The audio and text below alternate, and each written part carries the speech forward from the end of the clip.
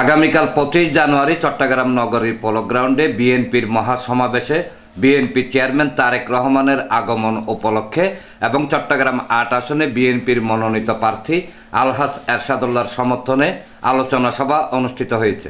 শনিবার বিকেলে ৫/৩ নং ওয়ার্ডের চালিচাতলীর করিমগঞ্জ এলাকায় ৫ যুব সংঘ চাইল্ড হেভেন কেন্দ্রের নির্বাচনী কেন্দ্র কমিটির উদ্যোগে এই সভা অনুষ্ঠিত হয়।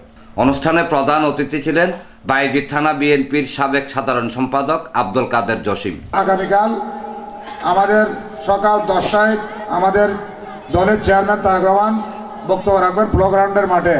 ওই জন্য আমাদের ওয়ার্ড থেকে তথা আমাদের যে নির্বাচনী পরিচালনা কমিটি আছে 3 নম্বর ওয়ার্ডের এরশাদ ভাইয়ের পক্ষ থেকে আমরা প্রতি সেন্টারে একটা গাড়ির ব্যবস্থা করেছি।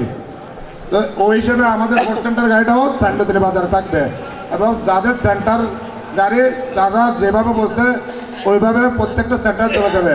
আপনারা দয়া করে সকাল 7:30টার মধ্যে গাড়ির পাশে উপস্থিত হবেন যাতে 8টার মধ্যে গাড়িটা ছেড়ে দিতে পারে। দ্বিতীয়ত কথা হয়েছে যে কারণে ডাকা হয়েছে, এটা আমাদের যে চাইল্ড হেভেন সেন্টার আছে ওখানে আমাদের প্রায় 3200 প্লাস 3200 বেশি ভোট আছে, পুরুষ আর মহিলা উভয় মিলে। পুরুষ মহিলা সর্বোচ্চ সমস্যা 100-150 কম হবে, মহিলার পুরুষ 100-150 এদিক দেবে, অনেকটাই সমানেই আমাদের এই চাইল্ড হেভেনের ভোট। ওই জন্য যাদেরকে দায়িত্ব দেওয়া হয়েছে, যারা টোটাল একটা আমাদেরকে কমিটি জমা দিছে এই চাইল্ড হেভেনের, ওই জন্য এদের কাছে আশা করবো যে যারা আমাদের মহিলারা ভোটার আছে, যারা মনে করেন এখানে আমাদের এই সাইড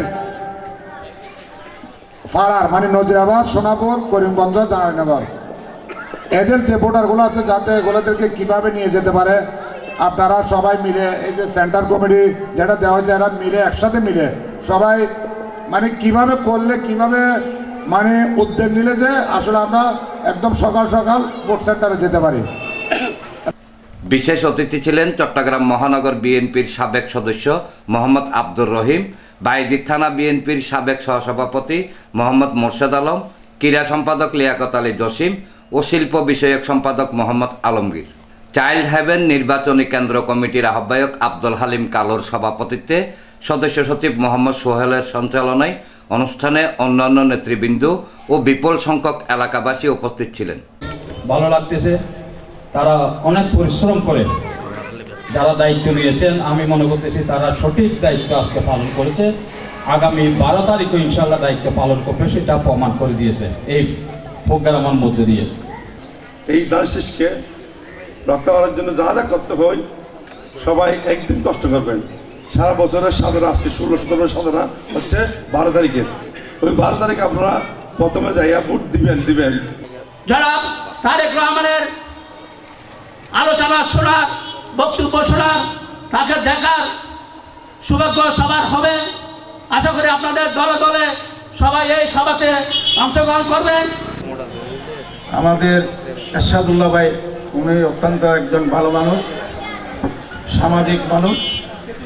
ওনাকে যদি আমরা জয়যুক্ত করতে পারি, আমাদের শ্রম মেধা সব কিছু উজাড় করে দিয়ে আমাদের নেতারা যারা আছে আমাদেরকে যেভাবে নির্দেশনা দিবে আমরা সেভাবে যাতে কাজ করে ঘরে ঘরে গিয়ে মা বোনদেরকে বুঝিয়ে কেন্দ্রকে নিয়ে এসে আমরা যাতে ভোট নিশ্চিত করতে পারি।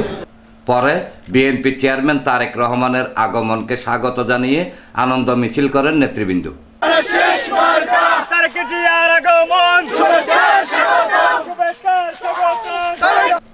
এনামুল হক লিটন, প্রগতি 24 টিভি।